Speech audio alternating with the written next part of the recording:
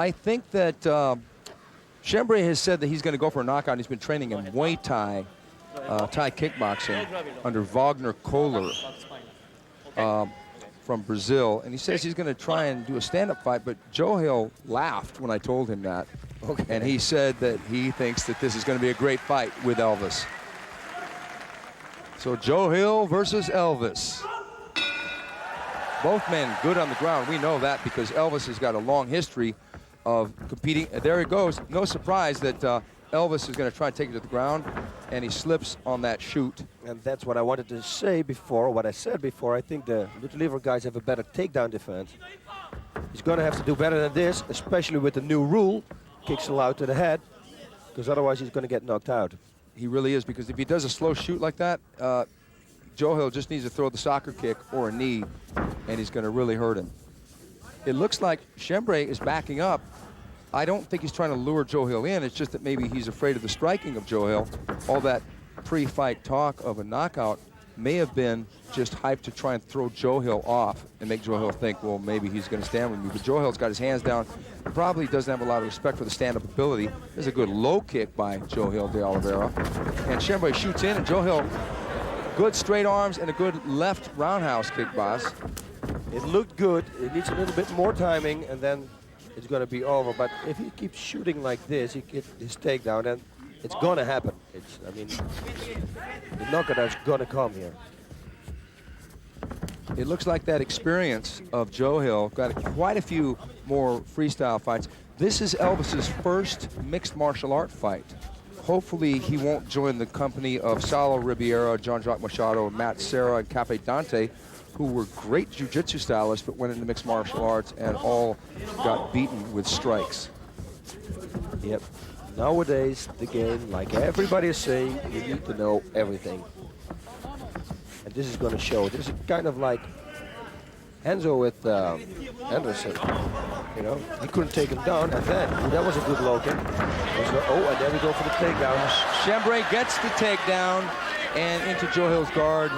It's an open guard. He looks like he's got a butterfly guard there, and Schembri is trying to get half mount, or looks like he's got half mount now, which is half guard for the person on bottom. It's interesting that this is really only the second time that two Brazilian fighters of note have met in international competition. The first time being UFC star Fabiano Iha versus Kleber Luciano, and that was an extreme challenge. Fabiano won by knockout.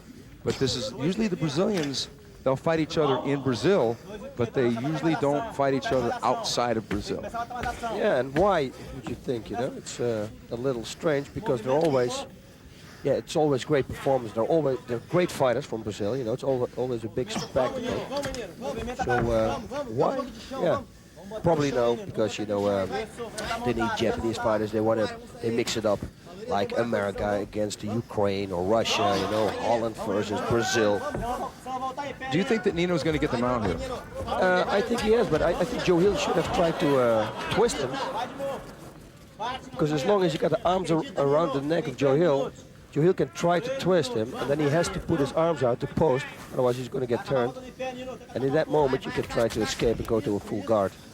Yeah, Nino has invented a submission move called the Gogo Plata, which he is on the bottom. Now, right now, he's on top, but a lot of those punches didn't really land yet. Both men seem very relaxed. This is where Nino wants to fight. He wants it on the ground. He wants to be on top, but he works very well, as I said earlier, from the bottom.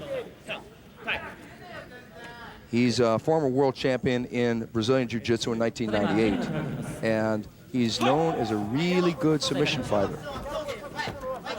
Chopping away with that right hand. Johil has a good deal of scar tissue over his forehead, and Johil going for an ankle lock, and Johil back up. That's exactly what I told you before to do. He should have tried to turn. He did it, and right away he went for the leg lock. So he should do it again right now. Because they're in the same position. Right, I think it's going to be hard to get a leg lock on Schembri because he's so adept at the grappling game. Yeah, look, but he could have used it to try to escape. You know, now he used it for a leg lock, but next time I think it's better, it's more smart for him to get up and do the same thing as he started the fight with.